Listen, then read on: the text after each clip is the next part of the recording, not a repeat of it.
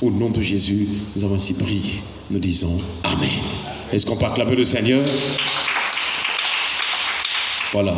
Nous avons déjà rappelé que depuis que Dieu a commencé à nous parler sur les cèdres, l'Éternel brise les cèdres, on avait promis déjà comprendre pourquoi Dieu nous parlait du cèdre, pourquoi il nous parlait de l'arbre. Excusez-moi, de l'arbre. Donc voilà, jusqu'au point où nous sommes arrivés, nous avons vu le cèdre, c'est un arbre, c'est aussi le type du cœur de l'homme. Et dans ce cœur de l'homme, l'un des plus grands péchés, c'est l'orgueil. Et c'est là où nous avons dit que c'est le premier péché aussi, la transgression. Et quand le cœur de l'homme s'élève dans l'orgueil, Dieu libère la sentence, Dieu brise. Dieu utilise, il envoie la tempête. Hier, nous avons vu avec Jonas, Dieu l'a dit, va à Ninive. Lui, il a dit, non, je vais pour moi à Tarsis. Donc, il voulait s'opposer à la volonté de Dieu. Et c'est là où Dieu a fait souffler le vent. Il a envoyé la tempête jusqu'à ce que Dieu a amené Jonas à Ninive. Est-ce qu'on peut acclamer le Seigneur? Donc, c'est là où nous avons vu les conséquences de l'orgueil, parmi lesquelles nous avons l'abattement avec Caïn. Nous avons vu qu'il était abattu.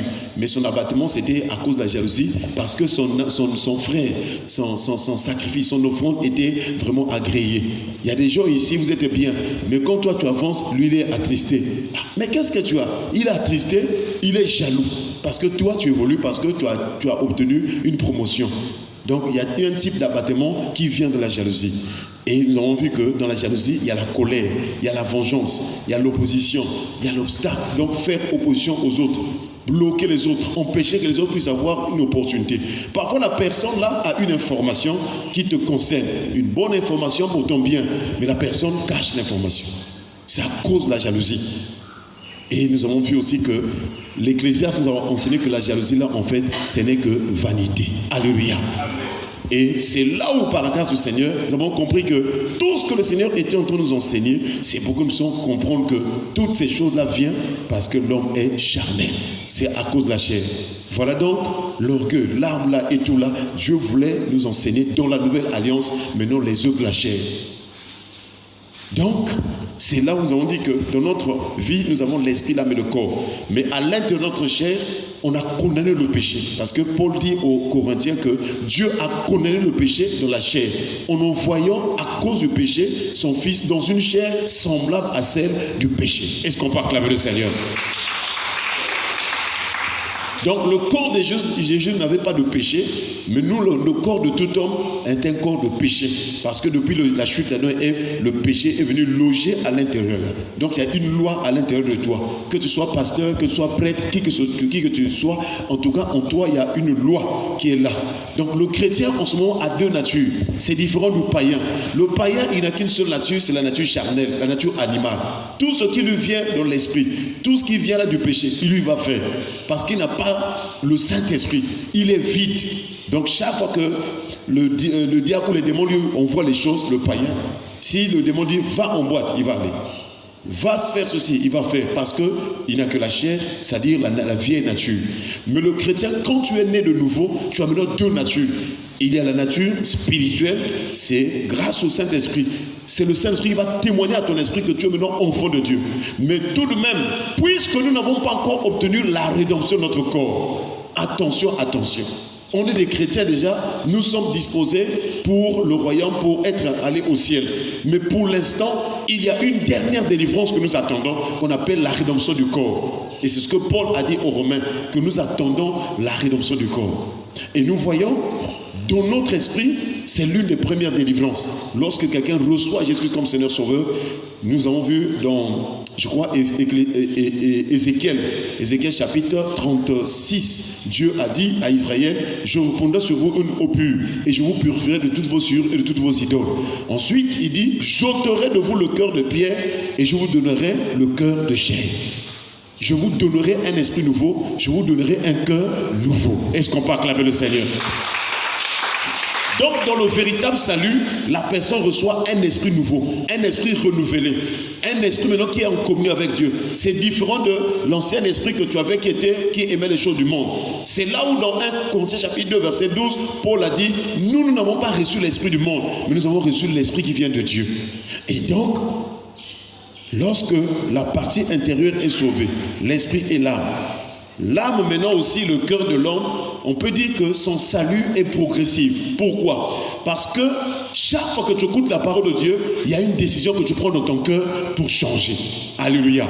Si tu étais dans le vol, lorsqu'on va prêcher, que le vol c'est pas une bonne chose, vraiment c'est un péché. Lorsque ton cœur reçoit cette parole-là, la puissance de l'évangile, la puissance de la parole vient t'affranchir dans ce domaine-là.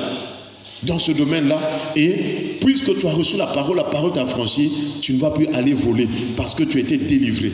C'est là où Paul a dit aux chrétiens d'Éphèse que, en tout cas, Marie, aimez vos femmes comme Christ a aimé l'Église et s'est livré lui-même pour elle, afin de la sanctifier en la lavant par l'eau de la parole, afin que cette Église paraisse devant lui une Église sans tache sans tache irréprochable.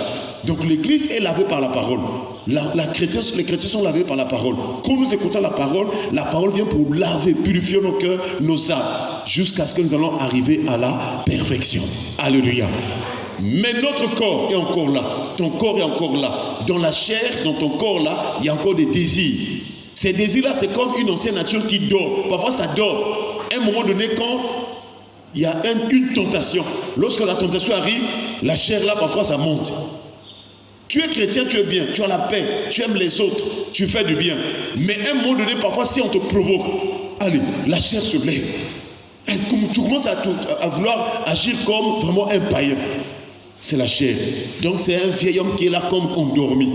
Mais à quel moment nous serons totalement délivrés de ce vieil homme-là? C'est lorsque la trompette sonnera. Alléluia. La Bible déclare que quand la trompette sonnera, en un clin d'œil, au son de la trompette, le corps corruptible, donc le corps du péché, va revêtir l'incorruptibilité. Et le corps mortel va revêtir l'immortalité. Donc ce qui fait que nous les hommes, nous puissions mourir, c'est à cause de cette loi du péché. Cette loi est liée à la mort. On appelle ça la loi du péché, la mort. C'est ce qui fait que, comme le péché conduit à la mort, nous avons encore notre chair là, la loi du péché. Nous pouvons mourir. Mais lorsque Jésus viendra, lorsque les anges, l'archange sonnera la trompette, avant d'aller au ciel en enlèvement, il y aura un changement. Le changement, c'est que le corps de péché va quitter.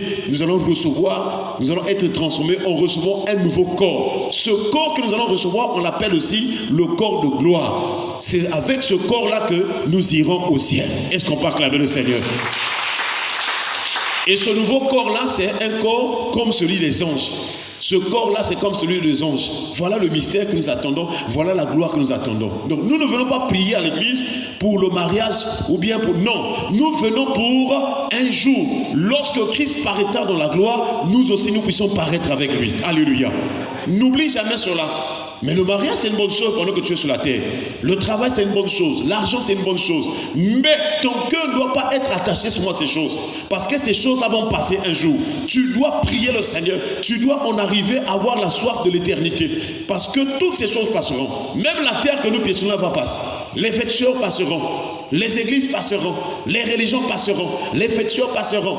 Tout va passer. Même le ciel et la terre. Mais toi, tu dois prier le Seigneur et marcher avec Dieu pour que tu sois compté parmi le reste des fidèles, ceux-là qui vont vivre l'incorruptibilité et l'immortalité.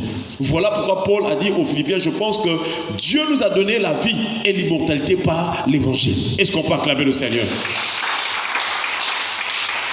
Donc la chair, c'est cet obstacle-là qui nous empêche de vivre la gloire de Dieu.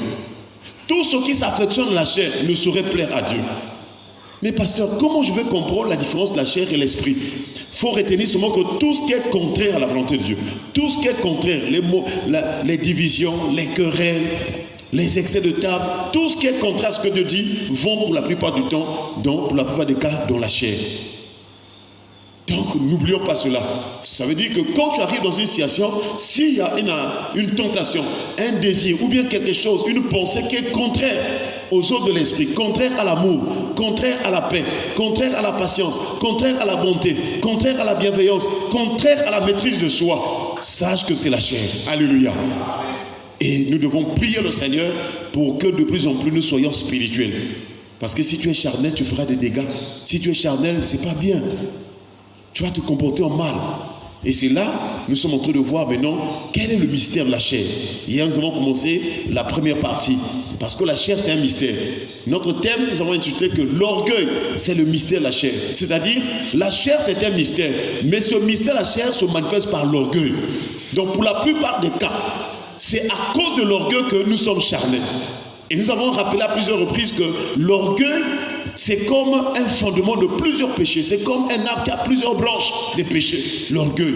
Ça peut t'emmener à s'enfler, ça peut t'emmener à la jalousie, ça peut t'emmener à mépriser ton prochain, ça peut t'emmener à se faire valoir, ça peut t'emmener à faire le fier, l'orgueil. Ça peut t'emmener à minimiser ton prochain, l'orgueil. Donc c'est là où nous avons compris que c'est dans l'orgueil dont on nous a parlé là, c'est là où se cache le mystère de la chair. Maintenant, la chair étant un mystère, comment la comprendre? Première chose, nous avons vu, la chair est un langage. Est-ce qu'on peut acclamer le Seigneur? C'est-à-dire la chair parle. La chair parle.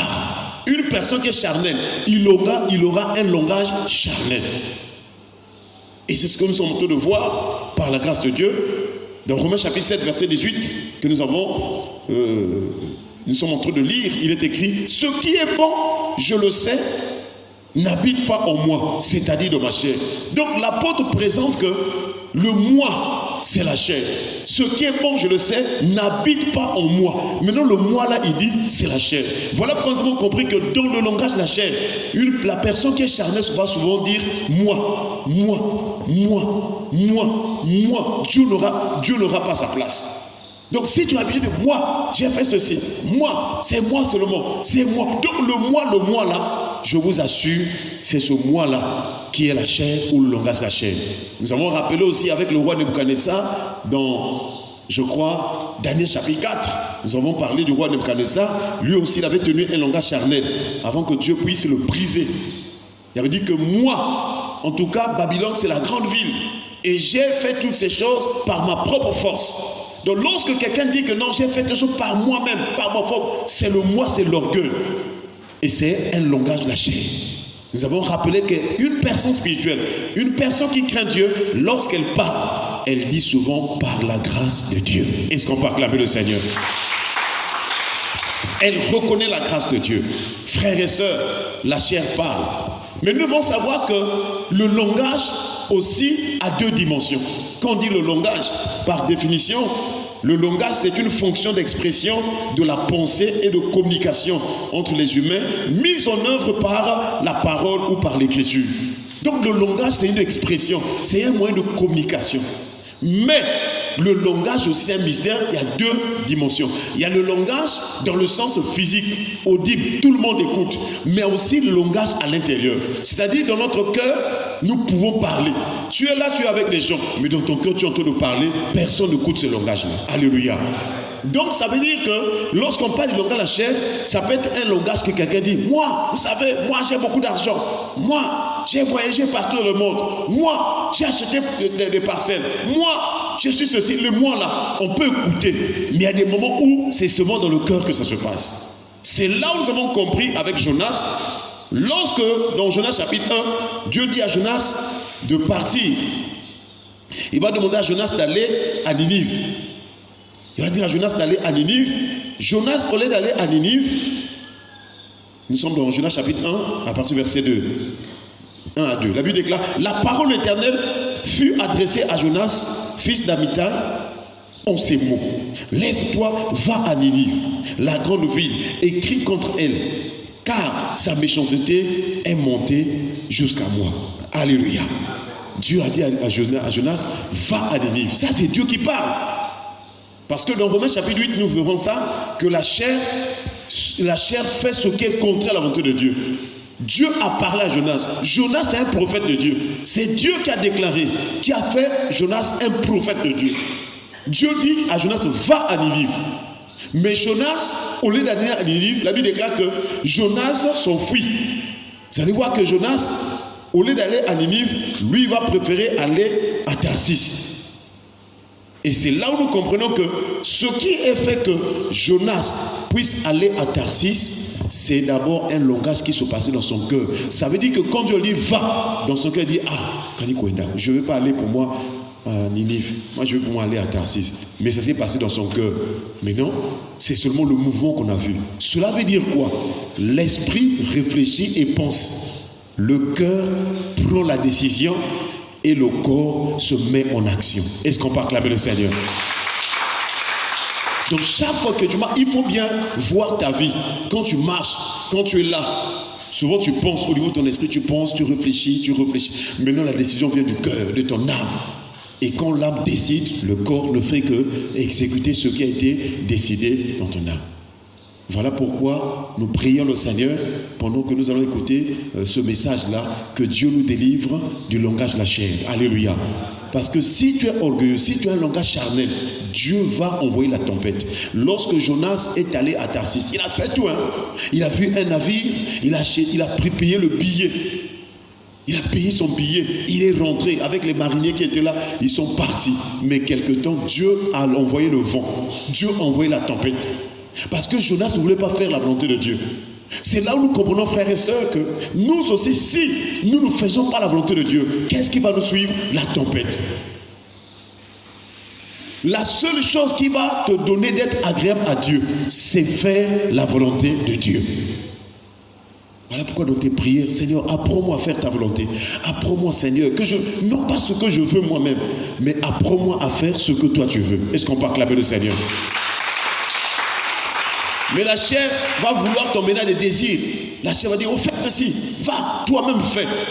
Attention à prendre des décisions sans Dieu. Donc tout ce que tu vas faire, il faut toujours dire, Seigneur, est-ce que la décision que je veux prendre, est-ce que c'est ta volonté? Si c'est ta volonté, permets que je puisse continuer à avancer. Si ce n'est pas ta volonté, Seigneur, arrête-moi. Tu vas voir que si ce n'est pas la volonté de Dieu, Dieu va mettre des barrières pour que tu n'ailles pas à la dérive. Alléluia. C'est là où nous comprenons que beaucoup de gens sont en train de souffrir. Beaucoup de gens sont en retard dans leur vie. Je ne veux pas dire par là que beaucoup ont raté leur vie. Parce que quand on voit aussi l'âge, je vous assure, dans la vie, il y a des choses qu'il faut faire à temps. Il y a des choses qu'il faut faire par rapport à un âge donné. Mais si tu as dépassé l'âge, je ne te décourage pas. Dieu peut encore reprendre avec toi. Alléluia. Mais prends maintenant l'engagement, la décision de faire ce qui est agréable à Dieu, ce qui est juste, ce que Dieu veut. Faire la volonté de Dieu. Même Jésus qui est fils de Dieu, qui est sorti du sein du Père, quand il est venu sur son ministère terrestre, lui faisait la volonté du Père. C'était un enseignement pour toi et moi. Est-ce qu'on peut acclamer le Seigneur? Que le Seigneur nous donne de pratiquer ce qui est juste, de faire la volonté du Père, qui nous délivre des désirs de la chair, du langage de la chair, qui nous délivre de tout ce que la chair nous donne de vouloir faire, ce qui est contraire à la volonté de Dieu. Que Dieu nous apprenne à écouter l'Esprit de Dieu et à faire sa volonté. Que la puissance de la chair soit neutralisée et crucifiée au nom de Jésus. Et que le Seigneur nous donne vraiment de marcher selon l'Esprit au nom de Jésus. Amen. Personne n'était dans la prière, tu vas remercier le Seigneur pour la parole et tu vas prier le Seigneur qu'il t'aide, qu'il te brise, qu'il te donne l'humilité afin que tu marches selon l'Esprit. Et les mots doivent prier le Seigneur au nom de Jésus. Merci au Dieu de notre Père parce que tu nous as enseigné encore ce matin. Seigneur, s'il te